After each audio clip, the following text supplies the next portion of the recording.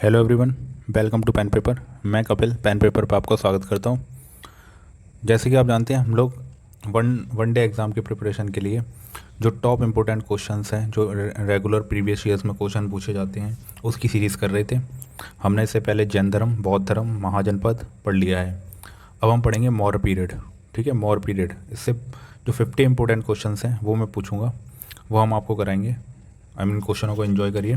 ठीक है, जो लगातार ये सीरीज़ में लगातार जो क्वेश्चन चूज़ किए जा रहे हैं वो लगातार एग्जाम में प्रीवियस ईयर क्वेश्चंस में पूछे जा रहे हैं और सभी एग्जाम के लिए बहुत इंपॉर्टेंट हैं। ठीक है, तो आइए स्टार्ट करते हैं। फर्स्ट क्वेश्चन देखते हैं, चाणक्य का नाम क्या था? चाणक्य का दूसरा नाम क्या था? तो चाणक्य का दूसरा नाम था विष्णुगुप्त।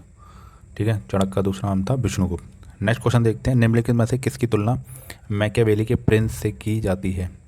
मैकियावेली कि जो राइटर हैं उन्होंने प्रिंस नामक पुस्तक लिखी है। ऐसे ही वो किससे की तुलना की जाती है? तो कौटिल्य का अर्थशास्त्र, कौटिल्य का जो अर्थशास्त्र है चाणक्य का, उससे इसकी तुलना की जाती है। ठीक है, नेक्स्ट क्वेश्चन है, वह शासक कौन था जिसने राज सिंहासन में बैठने के लिए अपने बड़े भाई सुसीम की हत्या की थी? तो अपने बड़े भाई सुसीम की हत्या की थी अशोक ने। ठीक है, अशोक ने।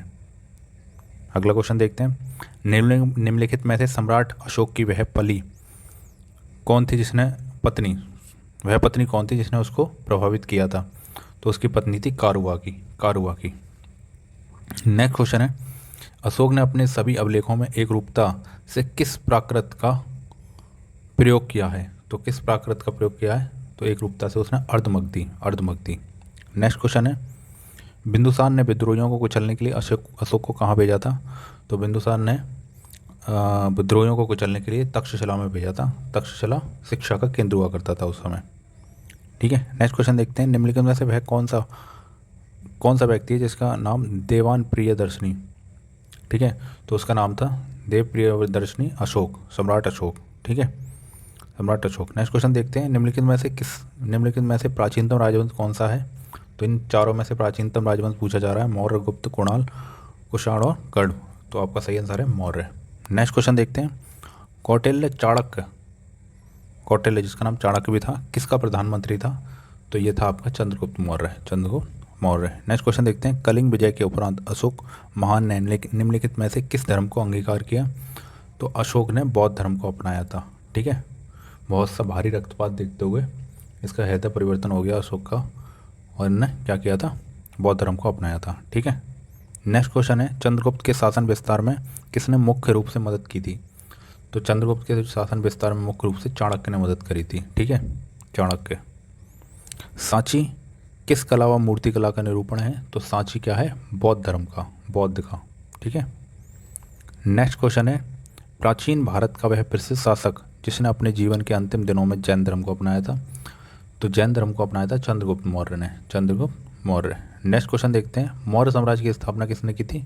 तो मौर्य साम्राज्य की स्थापना किसने की थी? चंद्रगुप्त मौर्य ने। किसके सहयोग से?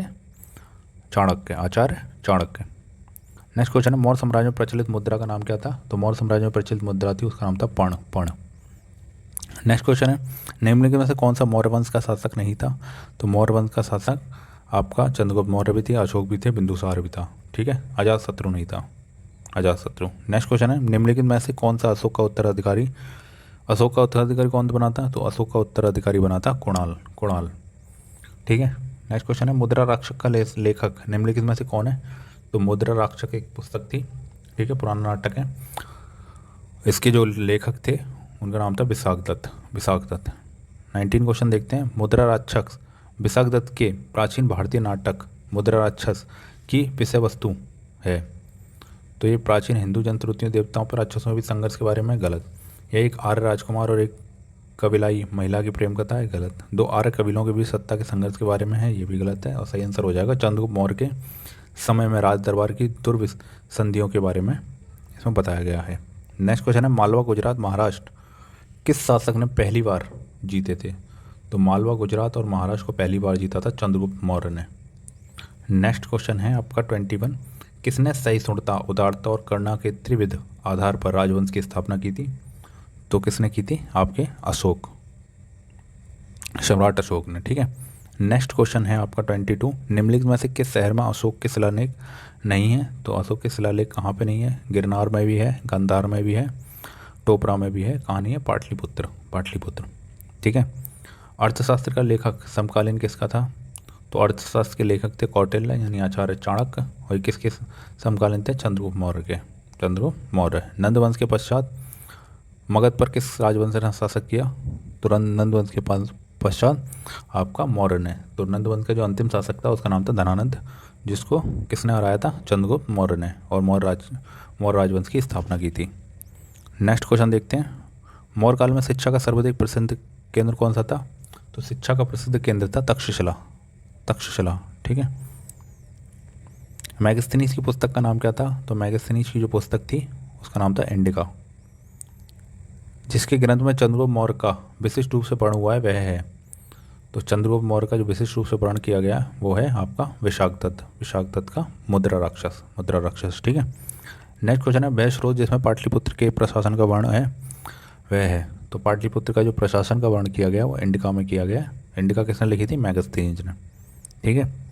नेक्स्ट क्वेश्चन है, अशोक के शिलालेखों में प्रयुक्त भाषा, अशोक के शिलालेखों में जो प्रयुक्त भाषा है वो आपकी प्राकृत। निम्नलिखित में से किस मौर्य राजा ने दक्कन की विजय प्राप्त की थी? तो दक्कन की विजय प्राप्त की थी आपकी चंद्रगुप्त मौर्य ने। नेक्स्ट क्वेश्चन है, मैगस्थनीज ने भारतीय समाज को कितनी श्रेणियों में विभाजित किया था? तो मैगस्थनी ने भारतीय समाज को 7 श्रेणियों में विभाजित किया था। ठीक है। जिसके अंदर दार्शनिक, कृषक, पशुपालक, कारीगर, योद्धा, निरीक्षक और सभासद हुआ करते थे। ये आपकी 7 श्रेणियाँ हो गई। ठीक है।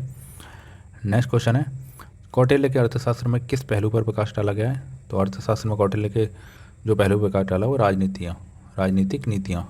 ठीक है, राजनीतिक नीतियाँ।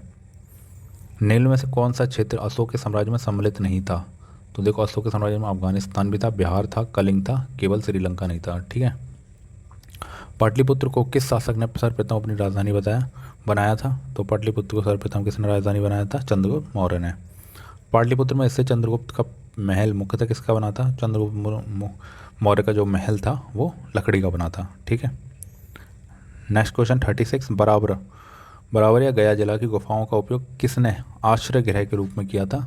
तो ये आजीविकों ने किया था। आजीविकों के बारे में आपको बता दूं, आजीविक एक संप्रदाय था जो कि नास्तिक था। ठीक है, जो कि नास्तिक था, जो किसी भी मूर्ति या किसी भगवान में आस्था नहीं रखता था। ठीक है। और ये जैन धर्म में जो अंतिम तीर्थंकर थे महावीर स्वामी के मित्र हुआ करते थे, उन्होंने इसकी स्थापना की थी। ठीक है। नेक्स्ट क्वेश्चन है, किस अभिलेख से यह साबित होता है कि चंद्रगुप्त का प्रभाव पश्चिम भारत तक फैला हुआ था? तो पश्चिम भारत तक फैला हुआ था पश्चिम भारत के रुद्रदमन का जो जूनागढ़ का अभिलेख है। जूनागढ़ आपका कहाँ पे? राजस्थान के अंदर। ठीक है। नेक्स्ट क्वेश्चन है, केवल वह स्तंभ जिसमें अशोक ने स्वयं को मगध का सम्राट बताया है? तो मगध का सम्राट बताया है भाब्रू स्तंभ में, भाब्रू स्तंभ में। अब सूची 1, 2 दे रखी है, आपको मिलान करना है इसमें। चंद्रगुप्त, बिंदुसार, अशोक और चाणक्य। ठीक है। इनके उपनाम दे रखे हैं, इनको क्या कहते हैं आपको पता है? चंद्रगुप्त को सैटोकोट्टम कहा जाता है, सैटोकोट्टम। ठीक है। सेल्यूकस ने रखा था ये नाम। ठीक है, सेल्यूकस वगैरह ये लोग कहते थे। बिंदुसार, ठीक है, बिंदुसार को क्या कहा जाता था? बिंदुसार को अमित्रघात कहा जाता था, अमित्रघात। ठीक है। अशोक को प्रियदर्शनी और चाणक्य को विष्णुगुप्त। ठीक है। तो आपका आंसर हो जाएगा 2, 3, 1, 4, ऑप्शन सी। ठीक है। प्रथम भारतीय समाज की स्थापना, साम्राज्य की स्थापित किया था, प्रथम भारतीय साम्राज्य स्थापित किया था किसने? चंद्रगुप्त मौर्य ने। उत्तरकाल में अशोक का एक शिलालेख स्थित है।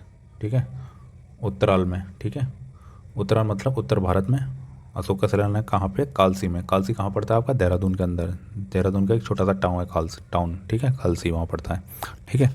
सांची का स्तूप किसने बनवाया था? तो आपको पता है सांची का जो स्तूप था वो किसने बनवाया था? अशोक ने बनवाया था, क्योंकि ये बौद्ध धर्म से प्रेरित हो गए थे। उन्होंने बौद्ध धर्म अपना लिया था कलिंग युद्ध के बाद। ठीक है। और चंद्रगुप्त मौर्य ने कौन सा अपनाया था? चंद्रगुप्त मौर्य ने आपका अपनाया था जैन धर्म। ठीक है। अशोक के शिलालेखों को पढ़ने वाला प्रथम अंग्रेज, अशोक के शिलालेखों को पढ़ने वाला प्रथम अंग्रेज था जेम्स प्रिंसेप। नेक्स्ट क्वेश्चन है, कलिंग युद्ध की विजय तथा क्षत्रियों का वर्ण अशोक के किस शिलालेख में है? ठीक है, तो आपके शिलालेख नंबर 13 में, शिलालेख 13 में। ठीक है, रोमन नंबर है 13। ठीक है। प्रसिद्ध यूनानी राजदूत मैगस्थनीज भारत में किसके दरबार में आया था? तो किसके दरबार में आया था जो राजदूत? यूनानी राजदूत आया था आपका चंद्रगुप्त मौर्य के में। नेक्स्ट क्वेश्चन 46 हो, चंद्रगुप्त मौर्य ने सेल्यूकस को कब पराजित किया था? तो सेल्यूकस को पराजित करा था 305 ईसा पूर्व में। 305 ईसा पूर्व में। ठीक है, नेक्स्ट क्वेश्चन है, निम्नलिखित में से कौन सा राजा प्राय जनता के संपर्क में रहता था? तो प्राय जनता के संपर्क में रहता था अशोक। ठीक है, सम्राट अशोक। अशोक ने 261 ईसा पूर्व में कलिंग को जीतने के बाद क्या किया? तो कलिंग को जीतने के बाद उसने भारी रक्तपात को देखते हुए युद्ध नीति को सदा के लिए त्याग दिया। ठीक है, सदा के लिए त्याग दिया। नेक्स्ट क्वेश्चन है 49, अशोक के अधिकांश अभिलेख किस भाषा व लिपि में हैं? तो अधिकांश अभिलेख और आपके जो अभिलेख हैं वो आपके प्राकृत और ब्राह्मी लिपि में हैं। ठीक है, नेक्स्ट क्वेश्चन है, लास्ट क्वेश्चन है इस सीरीज़ का 50, किस ग्रंथ में चंद्रगुप्त मौर्य के लिए वृषल यानी निम्न कुल का शब्द का प्रयोग किया गया है? तो ये आपका जो ग्रंथ है मुद्रा राक्षस किसने लिखा था? विशाखदत्त ने। आई होप आपको ये वीडियो पसंद आई हो। अगर पसंद आई ये वीडियो तो चैनल को लाइक करें, शेयर करें अपने और सब्सक्राइब करें। ठीक है, और अपने दोस्तों के साथ शेयर करें। ठीक है, क्योंकि अगर आप शेयर करेंगे तो और लोगों को भी नॉलेज मिलेगी, क्योंकि नॉलेज शेयर करने से कभी घटती नहीं है। Thank you.